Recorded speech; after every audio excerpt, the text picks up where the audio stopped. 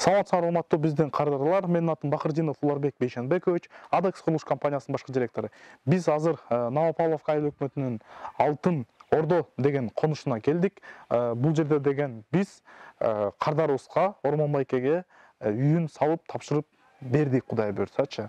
Анан бул Ормон Байкенин мындайча айтканда историясы, орусча айтканда тарыхы кызыктуу да. Себебинен бизден Россияда жүргөн, же болбосо Америкада, Кореяда, Японияда жүргөн көп мигрант балдар бизге кайрылышат. Ошол жерде азыр убактылуу иштеп жүргөндөрчү. Биз Бишкекке барбай туруп курулушту жүргүзсөк болобу депчи. Мисал катары Ормон Байкебиздикин биз былтыр үйдүн фундаментин куюп, ичин толтуруп, трамбовка кылып дайындап койгонбуздагы, ал эми калган жумушун болсо ушул жылы мындайча айтканда улап, бүтүрүп, тапшырып бердик. Ал эми биздин Ормон Байкебиз болсо өзү Россияда, Россиядан Кыргызстанга келген да жок, болгону бизден онлайн түрдө телефон аркылуу эле иш алып барып, үйүн салдырып алды. Эгерде биздин видеонун аягына чейин көрсөңүз, үйдүн толук обзорун сизге көрсөтүп беребиз.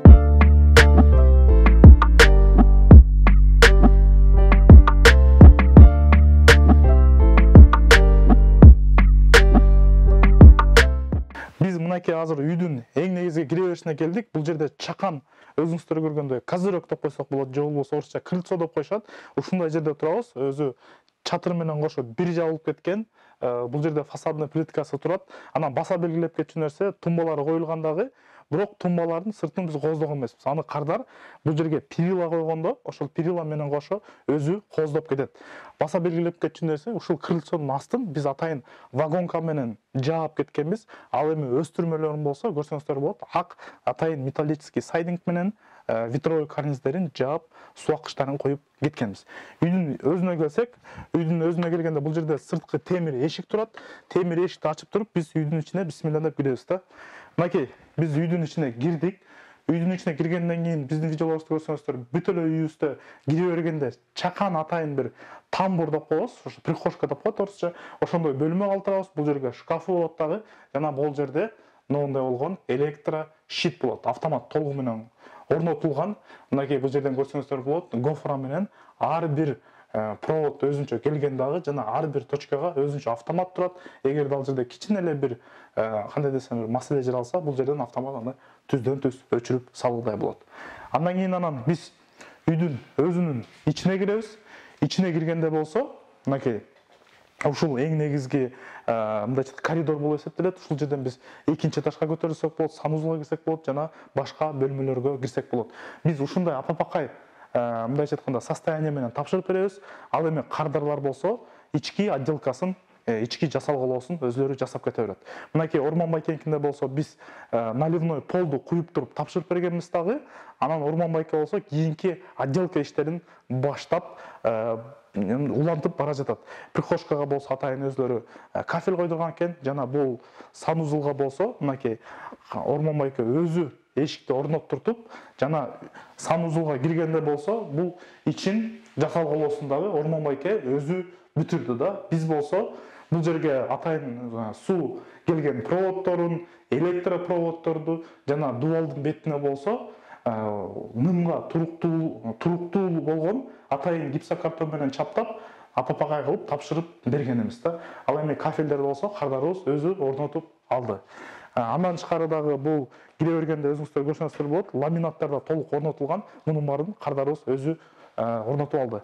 Мынакей биз бул жак бетине өткөндө кенен эле болгон, чоң эле болгон зал турат, конок тозуучу бөлмөсү. Биз ушул деңгээл менен тапшырып беребиз. Ламинаттын кардар өзү койдуртат. Биз болсо мондай кылып апапакай кылып биринчи слой шпаклевкасы тартылган болот. Өзүңүздөр көргөн электромонтаж орнотулган болот. Стеклопакеттер болсо коюлган болот. Баса белгилеп кетчү нерсе, бул жерде дубалдын черновой бийиктиги 3 метр болчу. Жана биз жылууланган стяжка куйдурганда ал кичине көтөрүлөт дагы. Жана ошондой эле потолокко натяжной кеткенде дагы потолок мындайча айтканда желет. Анан чистовой отделка толук иштери бүткөндөн кийин 2,80 бийиктиктеги үй болуп калат. Мынакей бул жерге чоң арка түрүндө эшик коюлгандагы, бул жерге эки көздүүчү. Эми ушул эле биз кайра коридорго чыгып туруп, коридордон кухняга кирсек болот. Мынакей биз кухняга кирдик. Кухняга киргенден кийин Мынакей бул жерде атайын өзүнүн сук чыккан проводдору да турат. Точкалар болсо толугу менен коюлган. Бул жерге болсо немелер атайын кухонный стенка коюлганга фартук кардарыбыз өзү жасапты. Биз болсо ага чейинкисин дайындап бергенбиз. Кийинен эле кухня, ушул эле кухнядан кардарыбыз бул жерде экинчи чакан крыльцо кылып, экинчи крыльцодон болсо келечекте очоккананы ушул жака урамдап атат дагы өзүнчө эшик калтырып кеткен. Анан Ормон байкенин үйүнүн бир өзгөчөлүгү, Ормон байке бул жерде болсо ашкана кылды, кухня кылды, тамак бышыруучу зонасы. Ал эми тамак жечүү зона, столовый деп коебуз го. Ошол столовый зонасын болсо ушул эле кухнядан кирип кеткен бул бөлмө деп пландап жатышат. Мынакей ушул бөлмөдө Кудай буйрса байкеники тамак жеген атайын столовый зонасы да. Ал эми бул жагында болсо тамак бышыруу зонасы болот, кухня зонасы, ашкана зонасы. Жана кайра эле ушул эле столовый зонадан биз коноктозуучу бөлмөгө кирип кетсек болот. Ошондо үй абдан кеңейип да калат дагы, кардарга күнүмдүк колдонууда абдан ыңгайлуу болот. Биз эми экинчи этажга өтчүдөй болсок, биздин ар бир үйүбүздү көрсөңүздөр болот. Биз ушул эки этаж үйлөр болсо металлический каркас лестницасын жасап кардарыбызга тапшырып берип кетебиз. Мынакей ушундай деңгээлде болот. Бул отделка иштери, жасалгалоо иштери бүткөндөн кийин анан кардарыбыз кийин өзү сыртын апшыбайт этип кооздоп алат. Биз экинчи этажга көтөрүлөлү эле азыр эми.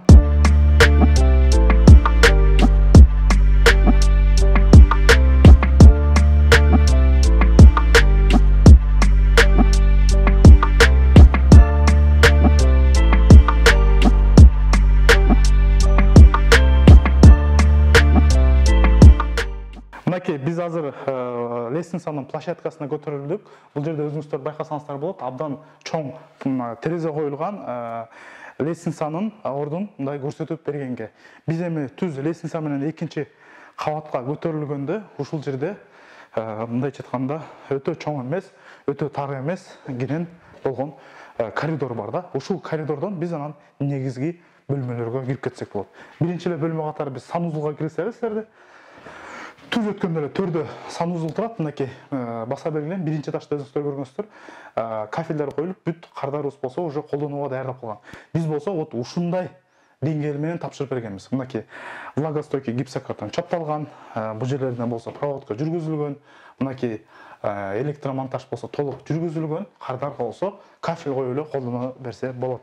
Мынакей санузул турат, экинчи этаждагы экинчи санузул. Жана эми биз уктоочу бөлмөлөргө кирип баштайлы. Мынакей биринчи уктоочу бөлмө, полу болсо сип панелден, ушунун үстүнө эле ламинат таштай берсе болот.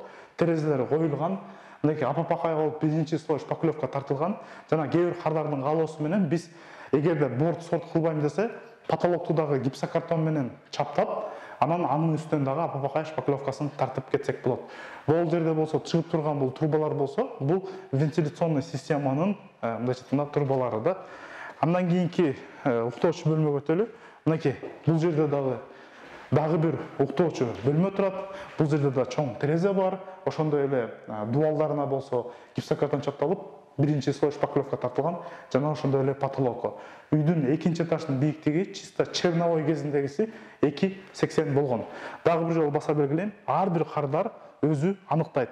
Үйдүн бийиктиги канча болуш керек экенин жана кайсыл деңгээлге чейин биз салып бериш керек экенин. Ошого жараша сумма келип чыгат. Мынакей биз экинчи этаждагы 3-чү бөлмөгө кирип жатабыз. Биздин видеодон көрсөңүздөр, үйдүн планировкасы да берилген болот. Ошол жерде паузага басып, размерлерин көрүп алсаңыздар болот. Чоң терезе турат бул жерде. Ошондой эле потолокко дагы, дуалга дагы атайын влагостойкий гипсокартон чапталып, влагостойкий дедимби, дуалга кеткен гипсокартон чапталып, ошол гипсокартон менен апшабат этилген. Мынакей мен могу жерден көрсөтүп берсем, нак көрүнгүдөй болот сиздерге.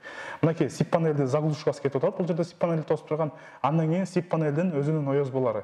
Могу жерден көрсөңүздөр болот. Мына могул турган гипсокартон бул 12 мм гипсокартон. Ал эми биз колдонуп аткан сип панелге колдонуп аткан сип панелдин мындайча айтканда калыңдыгы бул 15 мм болот да. Өзүңүздөр деле байкасаңыздар болот. Ушундай болгон сэндвич болот. Анан бизде көп сурай беришет, өрт коопсуздугу кандай болот, өрт коопсуздугу кандай болот деп. Мисал катары, могул гипсокартон деген материал бул 100% күйбөөчү материал болот. Биз ошону менен толугу менен сиздин үйүңүздү мындайча айтканда жаап кеткен болуп жатабыз. Биз азыр 3 спальный мындайча айтканда 3 спальняга, 3 уктоочу бөлмөгө кирдик. Ошондой эле санузолго кирдик.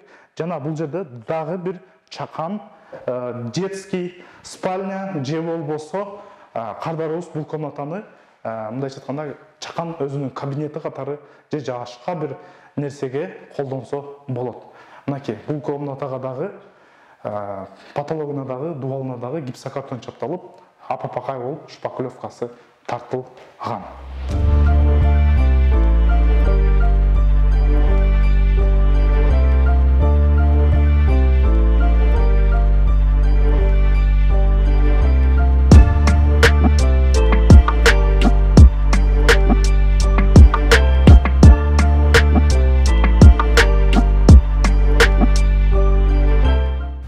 Баса белгилейм, эгерде биз үйдүн узун туурасынан жөнүндө маалымат берсек, узунунан 10-600, ал эми туурасынан болсо 8-100 ченемдеги салынган үй. Үйдүн ичинде болсо биринчи этажга киргенде эле чакан тамбуруңуз бар, ошондой эле кенен залыңыз бар, өзүнчө кухняңыз бар, тамак бышыруучу, жана ошондой эле столовый зона бар, жана бир санузул бар. Экинчи этажга көтөрүлгөндө бизде экинчи этажда 4 уктоочу бөлмө жана дагы бир экинчи санузул бар. Эми ушул үйдү эгерде сиз салдырам десеңиз, биз под евро ремонт деген деңгээлге чейин сиз өзүңүз Бишкекте болсоңуз, же болбосо Россияда болсоңуз дагы бир эле баага айланып калат, бирок баанын тагдырын сиздин тандап берген материалдарыңыз чечип берет. Мисалы, орто эсеп менен эгерде ушундай үйдү под евро ремонтко чейин салам десеңиз, анда 3,5 миллион сомдон 3,600,000 сомдон 4 миллион сомго чейин айланып калат. Ал эми материалдардын баасы болсо, сиздин тандаган материалдардын баасы баага түздөн-түз таасир этет. Мисалы, сиз фундаменттин бийиктигин 60 сантиметр жерден бийик чыгарсаңыз, башка баа чыгат. Ошол эле учурда 80 сантиметр же болбосо бийиктигин 1 метр кылсаңыз, башка баа чыгат. Дубалдын бийиктигин 3 метр кылышыңыз мүмкүн, башка баа, же болбосо экинчи этаждыкын 2,80 же 2,5 кылышыңыз мүмкүн. Ошондой эле чатырга сиз мягкий кровля тандашыңыз мүмкүн, металлочерепица тандашыңыз мүмкүн, профлист тандашыңыз мүмкүн, профнастил, же фасадный материалдардын аябай түрү көп. Ошонун баарын сиз менен биз ар биринин баасын такташкандан кийин сиздин үйүңүздүн эсеби чыгат. Ал эми ориентир алыш үчүн 176 чарчы метр болгон үй, 4 спальный комнатасы менен, 2 санузулу менен, кухнясы, залы жана өзүнчө столовый зонасы бар. Под евро ремонтко чейин ошол 3,5 миллиондон 4 миллионго чейин. Анын ичине эмнелер кирет?